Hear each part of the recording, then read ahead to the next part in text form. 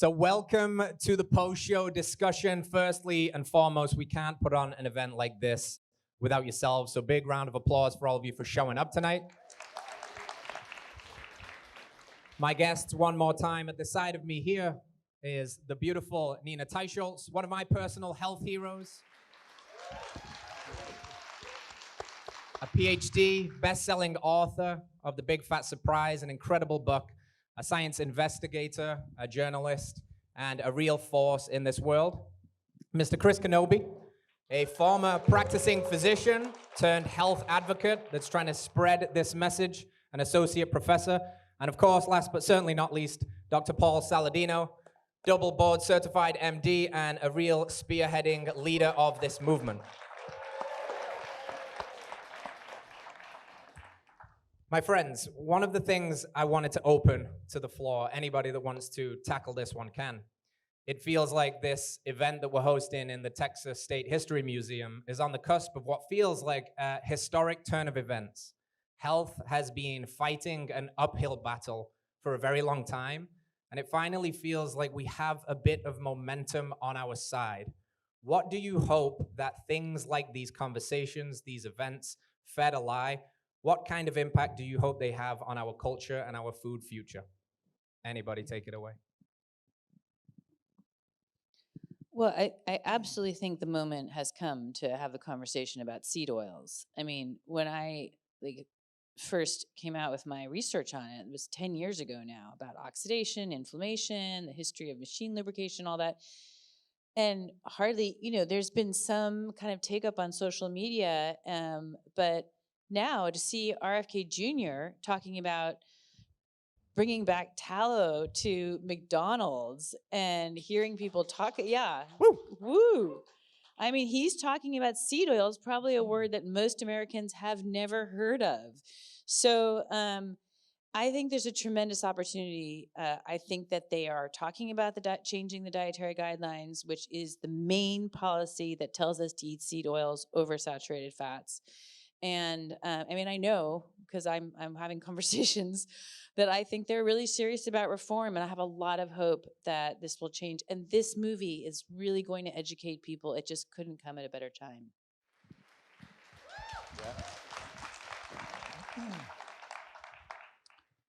So I find this incredibly exciting. This is the first time for me to see the film, and it was incredible and it's emotional, because I feel like I've been working at this for about 13 or 14 years and 10 years of it pretty much full time. And it feels as though this is finally something that is going to bring this message to the masses in a very important way. Most of my life is spent at a desk, lonely, trying to figure out what's wrong with us and what's wrong with me, and how can I help my family, and then spread the message to the world. And I just believe this film is going to be the impetus that gets this ball rolling. And yes, it's reaching our incoming presidency and RFK Jr., and I think that is a tremendous success right there.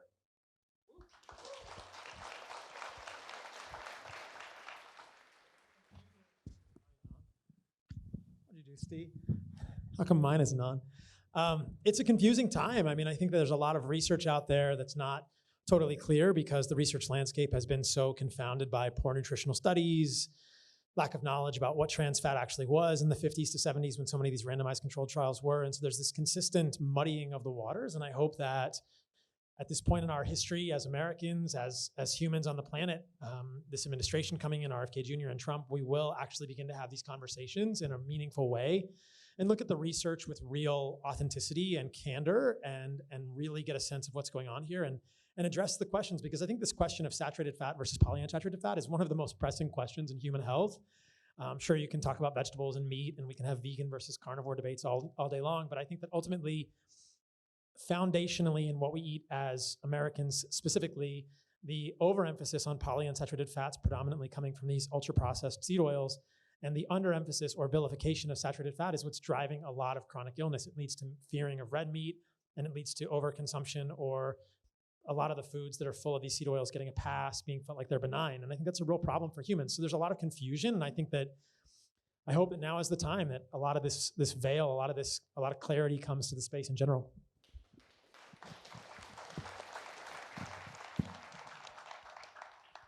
In the movie, you did a very good job of tackling many of the apparent issues with seed oils, the giant smoking gun that something like this hopefully makes it impossible to ignore.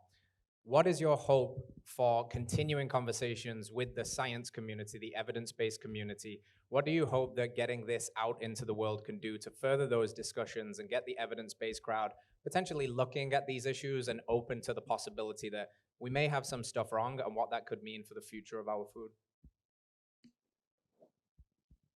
I think until the Callie and Casey means came along and elevated the issue of chronic disease, we were in pretty dire straits. And I'm hopeful for this movie, which is a great movie. But basically, the history of the debate between polyunsaturated seed oils and saturated fats, very briefly, is as follows, which is all of those original clinical trials that showed that reducing saturated fats and replacing it with seed oils did nothing to protect you at heart disease and even increased your risk of heart disease. All those clinical trials were suppressed, right? Then 30 years later, with Gary Taubes's work and my work, all of a sudden there's a renaissance and re-looking at these clinical trials. Everybody's looking at them. Independent teams of scientists all over the world. There's 23 systematic reviews now of these core trials. And that evidence in the last 2 to 3 years has been resuppressed. It's like happening all over again. So it's really been it's amazing to see. I mean, I don't want to get too technical, but the World Health Organization came out with a recommendation against saturated fats, and they ignored all the data from the clinical trials. So I just feel really hopeful, and I really feel hopeful about this administration and your film being a vector of bringing this all to light again.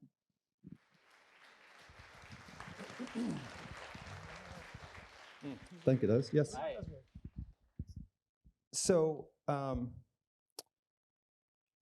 I've been working on a lot of population evidence, which is often criticized, but in my view, when you look at population evidence and you know what they've been consuming, because we have really good data on that goes, as you saw in the movie, goes clear back to the 19th century. This is some of the most powerful evidence there is. And what you see is you see these correlations in country after country, population after population, where vegetable oils are strongly correlated with overweight, obesity, coronary heart disease, strokes, cancer, diabetes, metabolic syndrome, on and on. But you don't see that.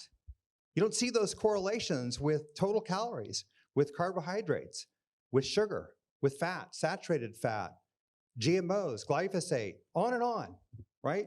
I'm not saying there's some things that are bad here, right? But that can correlate. But the correlations are so incredibly powerful, and we're going to be publishing paper after paper after paper, much of which is in my last book, but these will come out in scientific papers, and this data will further support this movement, and it'll buttress what we're doing. But in the eyes of the government and science, there'll never be enough science.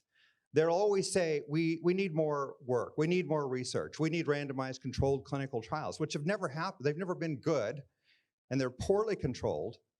And this is why all these years, 60 years later, with all this evidence, we still don't have really solid answers because the studies can't be done. They just simply cannot be done.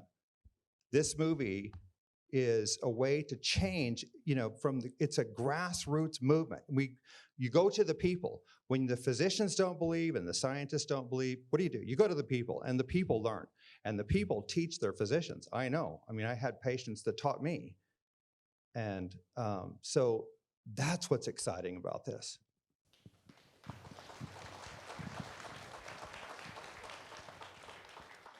I think that you could come to the conclusion that seed oils are benign for humans or even potentially beneficial for cardiovascular health if you ignore all of human history, all evolutionary evidence, all historical precedent, all of the animal studies, all of the mechanistic data, and you cherry pick the randomized controlled trials that have been done in humans in the last 70 years.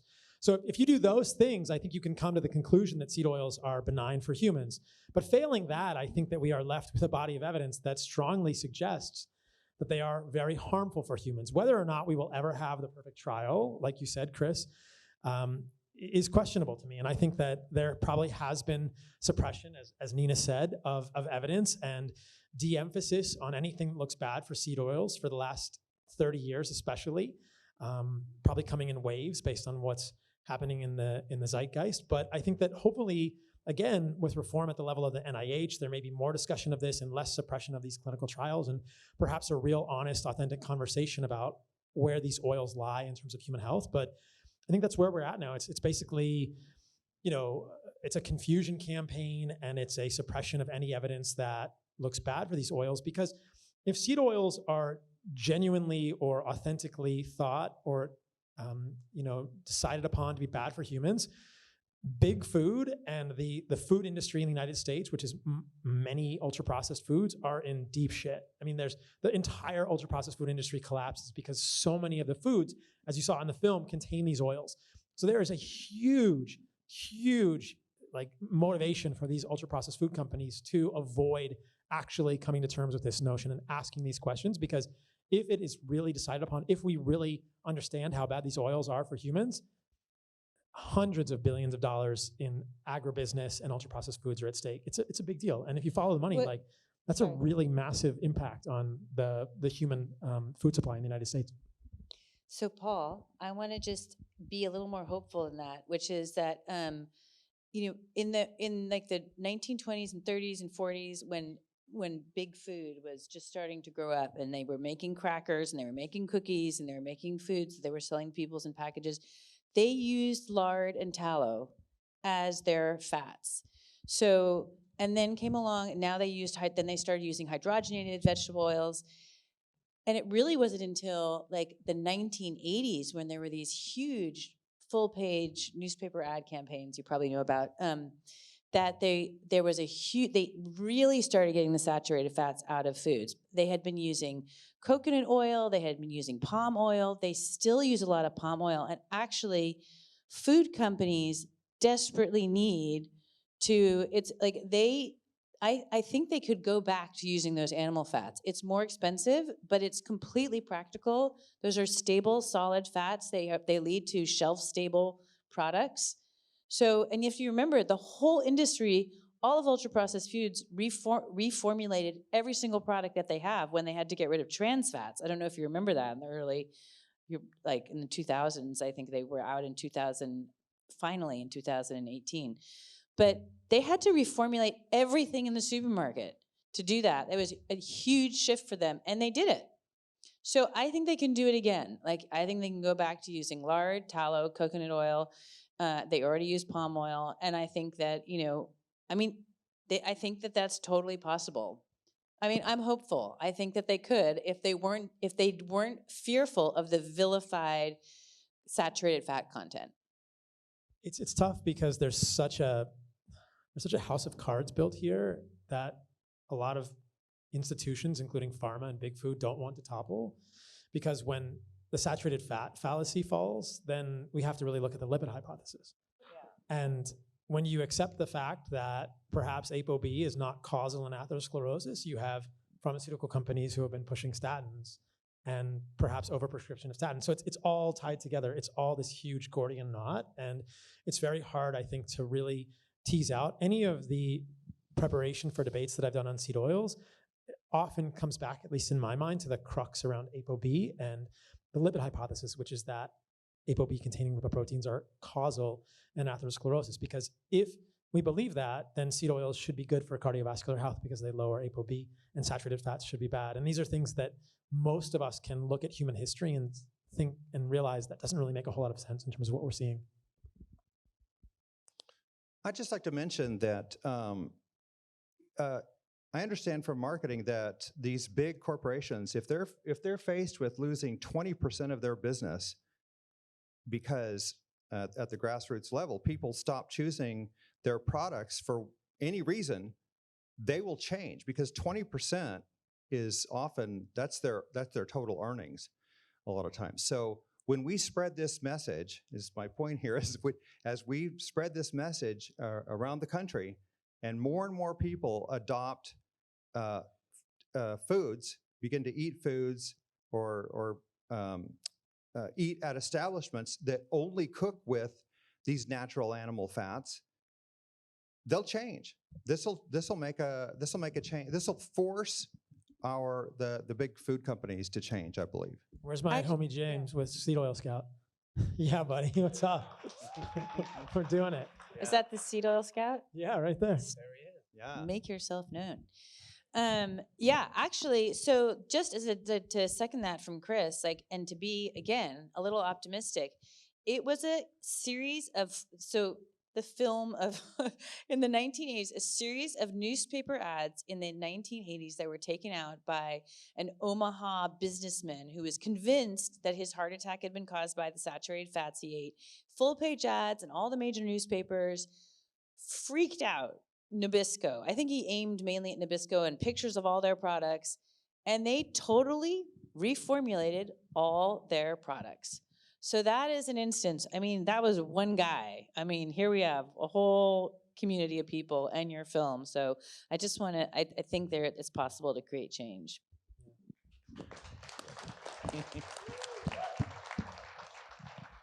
So a couple of personal ones for you each before we depart today. Nina, I'm going to start with you. You've been in this for a long time. You mentioned, you teased this, that your name has now been thrown around as one of the nominees for potentially reforming the food guidelines. What does that mean to you? It's like, I can't even really believe it's happening. I mean, I have spent the last decade after my book came out really doing nothing but focusing on the dietary guidelines. I started a nonprofit group that was focused on trying to elevate this issue to a level where people understand there's something wrong with our guidelines, and trying to do all the work that's necessary to change them such that, I mean, so I can't believe that we now have this opportunity and that I might be able to play a role in this. I mean, I just feel like so many people got me here, and we've all worked so hard, and it would just be absolutely thrilling to do something like this. I mean, just imagine what we could do.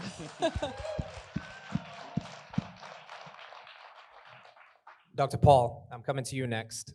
This movie was created by Heart and Soil, your company, a really incredible impact that has already been had with this company, with your message and amplifying through here.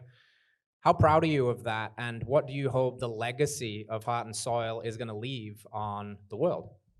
I mean, yeah, I'm super proud of what the team at Heart and Soil has done. I mean, this is all credit to the team at Heart and Soil. You know, I was in the movie, but this is all the team at Heart and Soil creating this movie and talking to Chris and talking to Nina and coming up with the ideas and really creating this. And so it's just an illustration of how incredible the team is at Heart and Soil, and you're a part of that team, Steve, also. And it's incredible. I mean, it's amazing to see a few ideas that I had really take shape and become a living, breathing thing in the world in the shape of Heart and Soil. It's doing a lot of good, and it's much bigger than me now, thanks to all the people that are a part of it. So I'm incredibly proud and incredibly humbled, because I am a microcosm in the Heart and Soil world. And if I started it, that's amazing, but it's grown much bigger than me. Yeah.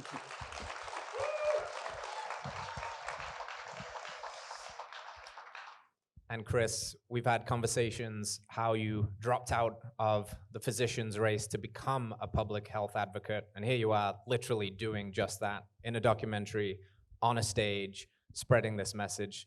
It must mean a lot. What would be your call to action for the people watching at home or the people in this room to continue to help you spread that message through amplifying voices, especially with such a powerful group of people here tonight? Yeah, I left practice 9 years ago because I knew that or at least I believed that the theory I had about our processed foods, and particularly vegetable oils, was so important that I felt it was more important than me practicing medicine. I knew I had to commit all of my time to it, and I didn't know what lay ahead. I had no idea what my future held, really. But I'm so glad I did that. And all I would say to all of you is each one of us is a nidus that can spread this message. And some of you have a great platform. I never ever worked to grow my reach, really. I just worked really hard, mostly at the science, and sort of let the chips fall where they may. But I think we're at an exciting time that we can amplify this message and spread this message around the world. And it's exciting for the rest of the world too, because so much of the world does what the United States does. They follow in our footsteps. Suzanne Alexander and I were in the Pacific Islands just last fall, and we saw all these populations, the most obese and diabetic nations in the world are there. And what are they eating? They're eating seed oils. And you know why they do that? When their traditional oil, fat was coconut oil? Because we've told them that that's what's healthy. And so we have an opportunity to change that around the world, just by the example we set. It's like the example you set for your children or your grandchildren. We can do that as Americans and spread that message far and wide.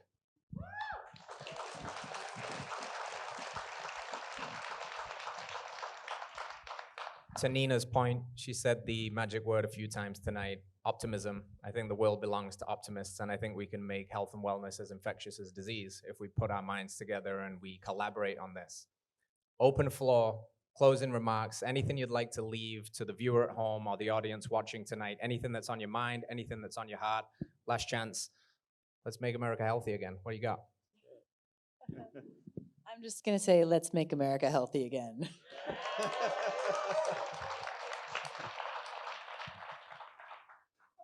I second that, and I just say, work hard at this. Help us spread this message. So many of you are here because you believe in this, and I personally just thank you all for being here and helping us to make this happen. So thank you all. Yeah, I think now is the time, and I think that the stories speak for themselves. I can't tell you the number of people that I've spoken to who just tell me anecdotally that cutting out seed oils was a massive improvement in their life. And I think that as more and more people try this, and that's what the film is meant to do, to make people curious and question these dogmatic things we've been told all of our lives about nutrition and health, that I think as more and more people understand the role of seed oils and the history of seed oils and the way they might be harming them, people are just going to start waking up. This is the way it's always been for me with what I've done in the world and in my social media space, is just offering people ideas and hoping to make them curious about health decisions that they make. And I think when people experience this for themselves and they feel how differently their body works and how much more energy they have and how much more clear their mental processes are, how much better they sleep, how much more libido or fertility they have, it's undeniable. All of the science gets lost in the weeds and is esoteric for most people listening, but the actual experience of a human eating an ancestrally consistent diet is undeniable, and I think most of us here have experienced that. So you all are, like Chris said, the nidus. You are the instruments of change in the world. You are showing people in your own lives how incredible you are living, how healthy you are, how much energy you have, how clearly you think, how much good you're doing in the world, and that is just viral in the best way. So I think now is the time that, this virus of health actually spreads and people become, massive instruments of change in a positive way in the world. So that's exciting.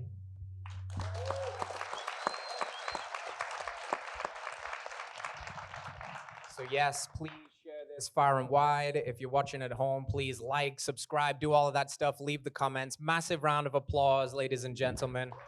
Nina Teicholz, Chris Knobbe, Paul Saladino. Thank you very much.